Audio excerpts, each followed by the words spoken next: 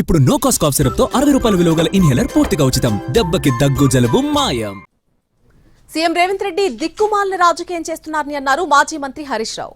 ప్రాజెక్టులపై అసెంబ్లీ పెడితే నీళ్లేందో పాలేందో తెలుస్తామన్నారు. అసెంబ్లీలో చర్చకు సీఎం రేవంత్ రెడ్డి సిద్ధమే అన్నారు టీపీసీసీ చీఫ్ మహేష్ కుమార్ గౌడ్.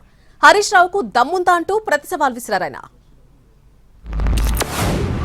2016లో గోదావరి పెన్నా నదుల అనుసంధాన ప్రతిపాదన అంటే ఇంత చిల్లర దివాలా కోరు దిక్కుమాలిన చిచ్చోర రాజకీయం రేవంత్ రెడ్డి చేస్తున్నాడు. పెట్టు అసెంబ్లీ పెట్టి నీ బట్టలు ఇప్పుతాం, మాట్లాడటం గట్టిగా, నీళ్ళేందో పాలేందో తేలుతాంపా అసెంబ్లీ సాక్షిగా, రాష్ట్ర ప్రజల సాక్షిగా, శాసనసభ సాక్షిగా.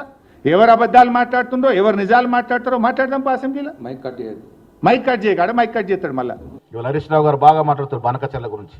ఎస్, ముఖ్యమంత్రి గారు ఛాలెంజ్ చేసినారు, సిద్ధం కండి, అసెంబ్లీలో చర్చ పెట్టుకుందాం. లెక్కలతో సహా, కాగితాల మీద ప్రూఫ్తో సహా మా ముఖ్యమంత్రి చూపిస్తారు. మీకు దమ్ము ధైర్యం లేక ఆనాడు కేసీఆర్ హరీష్ రావు కాదా మన వాటాని హక్కున పెట్టి కారరాసింది. 2099కి సంతకం పెట్టింది మీరు కాదా?